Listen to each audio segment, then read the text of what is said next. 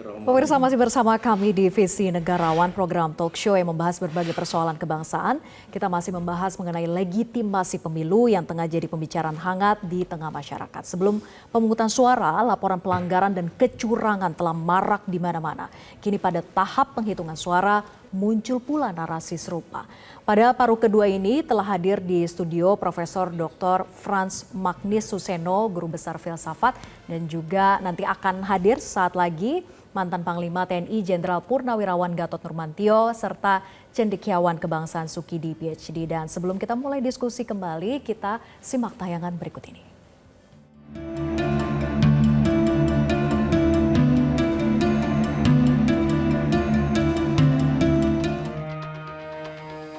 29 Mei 1997, bangsa Indonesia menggelar pemilu.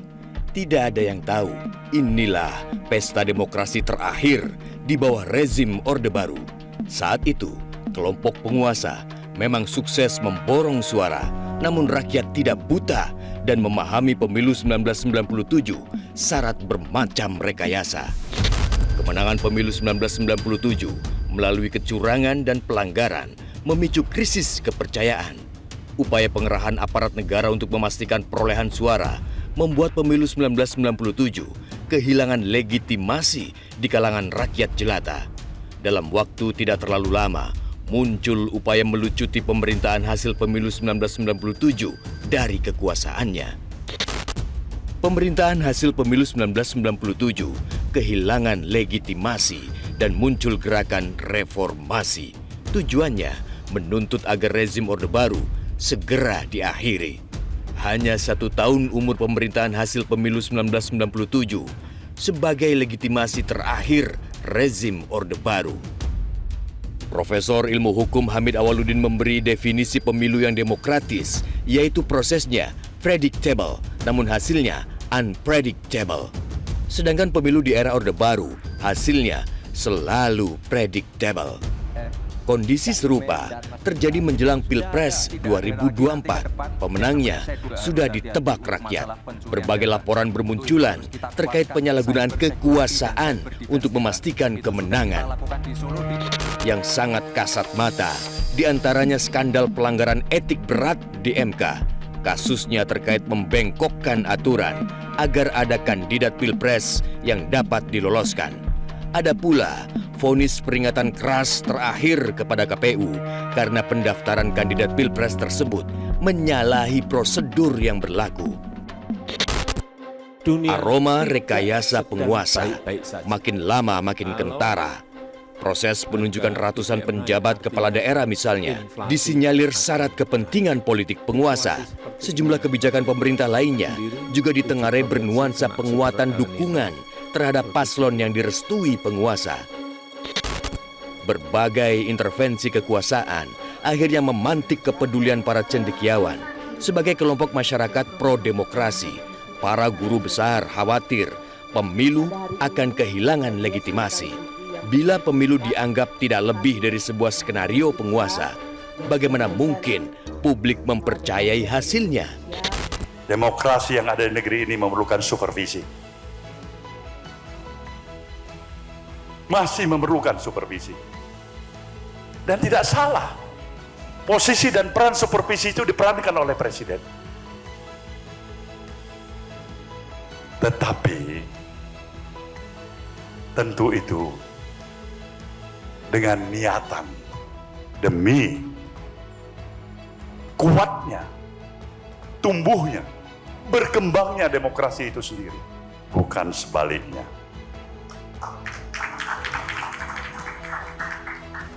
Jadi kita memerlukan pemerintahan yang kuat. Bagaimana kita membangun bangsa ini dengan pemerintahan yang lemah? Tapi pemerintahan yang kuat bukan berarti pemerintahan yang diktator. Nah, ini jangan salah. Salah-salah, kuat, titik 2, sama dengan diktatorship. Kita tiup fluid. Kita katakan offside. Tidak ada niat busuk kita. Kita sayang pada pemerintah ini dan komitmen kita untuk menjaga jalannya pemerintahan ini sampai tuntas. Ini Maka pemilu yang kita hadapin ini adalah pemilu yang kita harapkan. Seperti apa yang diamanatkan oleh konstitusi kita. Pemilu yang berkeadilan, bebas dan rahasia. Pemilu yang bebas juga dari intervensi.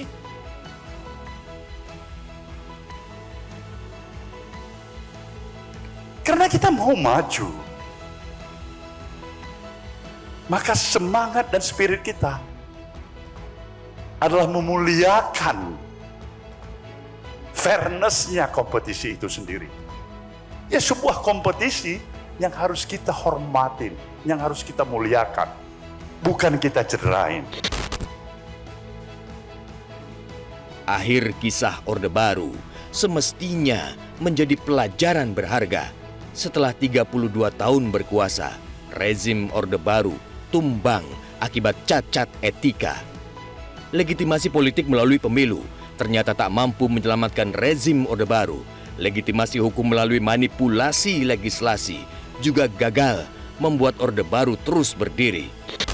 Bangsa Indonesia membutuhkan pemilu yang luber dan jurdil. Kita ingin iklim demokrasi yang esensial, bukan demokrasi yang sekedar prosedural. Pemenang pemilu yang syarat skandal hanya akan memboroskan energi bangsa di masa depan. Prinsip luber dan jurdil selalu digaungkan setiap penyelenggaraan pesta demokrasi 5 tahunan, namun terbukti tidak mudah mewujudkan pemilu yang bebas manipulasi. Banyak pakar mengatakan pelanggaran dan kecurangan selalu berulang setiap kali pemilu diselenggarakan. Nah, bentuknya boleh jadi berbeda, namun tujuannya selalu sama, yaitu untuk memborong perolehan suara.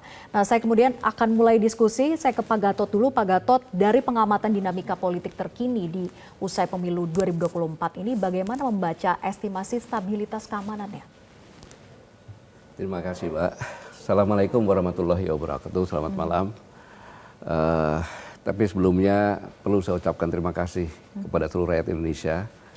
150 juta pemilih ini semuanya relatif aman.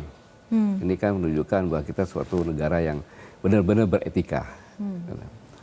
Yang kedua, saya ucapkan terima kasih dan rasa bangga saya kepada TNI yang awalnya diisukan ada intimidasi, ikut-ikut cawe-cawe, ternyata setelah saya tanya ke semua TPN di pemenangan 1, 2, 3, karena saya kan netral, jadi bebas kemana-mana, tidak ada.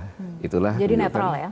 Netral, dan itulah benar-benar TNI menunjukkan jati dirinya sebagai tentara rakyat, tentara pejuang, tentara nasional yang profesional. Ini tentunya membanggakan kita semuanya, perlu kita ucapkan apresiasi dan terima kasih. Loyalitas tegak lurus ke atasnya benar-benar ditujukan kepada masyarakat. Situasi yang sekarang, kalau saya boleh saya sampaikan, ini kan situasi kita dalam situasi kalau dikatakan, ya dapat dikatakan pertempuran opini. Saya ulangi, pertempuran opini. Ada opini dari kelompok satu mengatakan positif, ada yang negatif. Dimulai dari teori Monsteku kan bahwa kita ini kekuasaan pemerintahan ini dibagi 3, trias politika, di mana masih punya tugas masing-masing dan harus berada keseimbangan. Tapi dalam opini yang sekarang terbentuk di masyarakat bahwa pemimpin eksekutif itu menguasai legislatif, menguasai yudikatif. Dan apabila tidak ada keseimbangan ini, maka pasti hukum cenderung represif. Bisa ditunggangi semau-maunya. Ini yang muncul seperti ini, opininya terbentuk. Jadi dimulai dengan mulai undang-undang KPK yang tadinya KPK mandiri menjadi rumpun eksekutif. Kemudian undang-undang COVID-19, undang-undang Minerba, undang-undang Cipta Kerja, undang-undang IKN dan lain sebagainya. Akhirnya ya kita sama-sama melihat bahwa banyak hukum untuk menyandera. Ini opini yang terbentuk ya, menyandera, sehingga kita lihat banyak pemimpin partai yang lainnya tersandera. Yudikatif ketika adik Jokowi menikah dengan ketua MK, ini udah terlihat. Kemudian hasil MK pun sudah dikatakan bahwa meloloskan Gibran, kemudian kena etik. Walaupun sekarang hukum tata negara aja kebagi lagi, karena ini kan sesuatu yang opini kan belum selesai kok ditambah lagi, dia kembali lagi. Tujuannya kan untuk menyiapkan ini semuanya gitu. Nah kemudian juga PKPU juga menyatakan bahwa Ketua KPU Ya, melanggar etik berat. melanggar etik berat. Ini meninggalkan jejak opini ketidakpercayaan. Akhirnya dari akumulasi semuanya ya tadi sudah sering dibahas. Akhirnya justru paslon 2 ini yang mendapat suatu hal yang dirugikan malah. Mengapa? Bukan diuntungkan ya? Menurut saya begini, kemenangannya pun nanti akan dianggap itu kemenangan curang. Opini kan seperti itu, kemenangan curang. Dan sekarang ini setelah pemilu ini muncul lagi opini lagi, opini tentang relkon, kayak gitu. Relkon ini sehingga relkon ini dikatakan 2000, tapi harusnya terbuka. Dia dari TPS mana? Dengan demikian maka seluruh masyarakat bisa mengakses di KPU kan bisa lihat ini. Nah, hal yang seperti ini seharusnya kita kan menginginkan bahwa pemilu ini adalah sama-sama kita memilih pemimpin. Siapapun pemenangnya, harusnya setelah pertandingan itu pasti ada yang kalah, ada yang menang. Yang kalah euforia wajar, kayak itu. Yang kalah bersedih wajar, tapi tidak berkelanjutan sehingga membangun bangsa ini. Nah, yang diperlukan sekarang ini dalam perang opini ini adalah kita harus menyelesaikan, yaitu kita harus kembali lagi kepada bagaimana KPU. Gitu. Jadi KPU nanti pada saat mengumumkan itu bukan perolehan teratas, tapi pemenang. Saya ulangi, bukan perolehan teratas, tapi pemenang. Maksud saya adalah sekarang ini dengan banyak kecurangan-curang yang opini terbentuk seperti ini, seharusnya KPU memberikan peluang. Baik. Kan gitu, peluang semuanya melaporkan, menyampaikan kecurangan-kecurangan kepada MK atau Bawaslu. Habis itu setelah semuanya clear semuanya, baru disampaikan sehingga semua publik itu mengetahui bahwa hasil yang disampaikan KPU itu sudah mulai proses yang demikian. Jadi kita tunggu bagaimana hasil dari KPU begitu ya, karena tergantung KPU-nya. Kemudian nanti bagaimana masyarakat bersikap. Nah, saya ingin ke Romo kemudian. Romo pernah mendalilkan bahwa pemilu itu bukan untuk memilih yang terbaik, tetapi mencegah yang terburuk gitu ya untuk menjadi pemimpin. Apakah dengan berlangsungnya pemilu 2024 ini, Romo merasa bahwa tujuan pemilu itu sudah tercapai, Romo? Ini tentu tergantung dari siapa yang dianggap paling buruk. Jadi pemilihan itu berarti bahwa rakyat memilih siapa, mereka memilih yang mau dipilih, yang dipilih bukan yang mereka anggap tidak terburuk, tetapi yang mereka anggap terbaik, tetapi dengan tujuan untuk mencegah. Saya mengatakan itu sebetulnya untuk menanggapi golput. Jadi orang yang mengatakannya, saya ingat tahun 2019, ada teman dari LSM bilang, kami tidak bisa memilih Jokowi. Nah saya bilang, pilih Prabowo. Prabowo tidak bisa dipilih. Ya gimana Jokowi nggak bisa dipilih, Prabowo nggak bisa dipilih. Itu bukan suatu sikap dalam demokrasi. Kita harus memilih. Dan kita misalnya kali ini punya 3 paslon. Mungkin 3-tiganya tidak sempurna. Saya sendiri banyak kritik terhadap paslon ini. Tapi itu yang tersedia. Kita tidak bisa mengharapkan saya memilih paslon yang keempat. Karena paslon keempat tidak ada. Sekarang tentu mereka yang memilih, mereka memilih orang yang mereka kehendaki. Dan ini tentu yang menentukan sekarang adalah bukan yang mendahului. Saya kira satu masalah besar Pak Gatot itu adalah bahwa ada kesan bahwa pemerintah juga presiden amat sangat berpihak pada satu paslon, itu paslon 2. Saya kira juga tidak disangkal dan ada kesan bahwa aparatur negara juga mendukung itu. Nah ini mempengaruhi orang yang memilih, tapi yang menentukan mengenai pemilihan ini adalah apakah yang hasil-hasil kita dapat quick count sekarang yang memang belum definitif, apakah pada dasarnya ini memilih faktanya atau terjadi kecurangan. Kalau tidak terjadi kecurangan, ya kita sebagai demokrat tentu menerima hasil dari pemilihan itu senang atau tidak, kekuatan demokrasi adalah bahwa di situ terjadi pembaruan kepemimpinan dengan damai dan kesepakatan. Karena mereka yang kalah, mungkin dengan sedikit menggerutu, akan bersedia menerima yang menang dan diakui sebagai pimpinan yang baru dan kita punya suatu konsensus. Kecuali dengan kondisi bahwa ketika banyak dugaan kecurangan, kemudian bisa membuktikan kecurangan itu, Nah begitu itu ya? kalau kecurangan terbukti nanti seluruh pemilihan ini tidak adalah sandiwara ya. Saya harapkan itu tidak demikian ya. Tetapi itu yang menentukan kalau betul pemilihan itu mungkin ada pengaruh dulu, ya kita akan menerima hasilnya seperti yang sekarang. Kita perlu suatu pemerintah yang kita dukung semua. Tantangan yang kita hadapi masih besar. Saya juga berpendapat bahwa amat bagus bahwa kita ini melakukan pemilihan itu dengan tidak ada kerusuhan, tidak ada kekerasan, tidak ada kaos. Kalau di Filipina kalau nggak salah ya setiap pemilihan ada puluhan orang mati. Tapi di sini dalam pemilihan itu sejak tahun sebetulnya sejak tahun 55 pemilihan yang bebas 55, 99 dan seterusnya dilakukan dengan rileks. Masyarakat melakukannya dengan gampang, dengan tertawa, dengan berkomunikasi. Tidak, itu suatu modal yang sangat besar. Sekali lagi tergantung apakah kekhawatiran yang sekarang, katakan saja kecurangan pasti terjadi. Tapi apakah kecurangan ini ukuran besar yang sebenarnya merubah yang sekarang diketahui atau tidak itu. Oke. Jadi tetap menjaga persatuan itu yang penting gitu ya. Romo, saya ingin ke Pak Sukidi. Pak Sukidi, apakah kita dapat sebetulnya mencari inspirasi pelaksanaan demokrasi yang ideal itu dari konstitusi dan juga dasar negara kita sendiri sebetulnya? Tentu saja. Inspirasi pertama dan utama adalah dari Bung Hatta.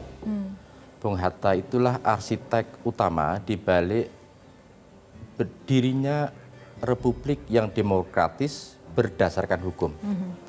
Karena itu dengan mengingat kembali keteladanan yang diberikan oleh Bung Hatta, maka kita bisa meneladani impian Bung Hatta untuk menata Republik Indonesia ke depan. Karena itu tegakkan satu prinsip bahwa Republik Demokratis itu semata-mata dibatasi oleh supremasi hukum. Dan inilah yang menjadi impian Bung Hatta, impian Bung Karno, dan impian dari para ibu bapak pendiri bangsa. Itu pertama. Yang kedua adalah tegakkan republik ini dengan spirit integritas. Karena republik itu menuntut satu integriti, satu moral integriti, integritas moral. Republik ini bukan melulu soal aturan hukum, tapi juga moral karakter. Itulah sebabnya kenapa Bung Karno memberikan satu amanah bahwa bangsa ini harus dibangun melalui karakternya, melalui jiwanya. Karena apa? Karena karakter itu matters and matters a lot. Karakter itu sangat-sangat penting dan berpengaruh pada kemajuan satu bangsa. Bangsa yang tidak punya karakter pasti akan bergerak begitu lambat. Dan kita menjadi satu bangsa yang nyaris tanpa karakter. Kita kehilangan karakter kita sebagai bangsa. Ketika nilai-nilai yang menjadi amanah suci dari Pancasila, itu kita langgar. Tidak kita praktekkan dalam menjalankan penyelenggaraan negara. Dan kita mencapai satu puncak hipokrisi dalam penyelenggaraan negara. Hipokrisi ini adalah tantangan terbesar kita dalam bernegara. Kenapa? Karena seringkali pemimpin berbicara secara bohong. He is always willing to speak about lying. And being a great liar gitu. Being great liar, ya. Dan ini jujur saja menjadi tantangan terbesar. Dan saya khawatir bahwa bukan hanya sistem yang ingin kita tata. Sebenarnya satu-satunya faktor yang membuat kita lambat sekali untuk mencapai kemajuan itu adalah soal karakter kita sebagai bangsa. Karakter kita sebagai bangsa yang hilang dari spirit nilai-nilai Pancasila yang diletakkan oleh Bung Karno dan Bapak Ibu pendiri bangsa. Oke, jadi memang kita harus kembali pada pedoman konstitusi dan juga dasar negara kita begitu ya untuk berdemokrasi ini. Nah, kita akan lanjutkan diskusi usai jeda dan kami akan tampilkan jajak pendapat serupa menghasilkan bahwa mayoritas responden menilai perilaku buruk pemimpin bangsa akan ditiru oleh rakyatnya.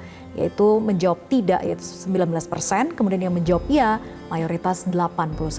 Kami akan bahas usai jeda, tetap bersama kami. Jelajahi cara baru mendapatkan informasi. Download Metro TV Extend sekarang.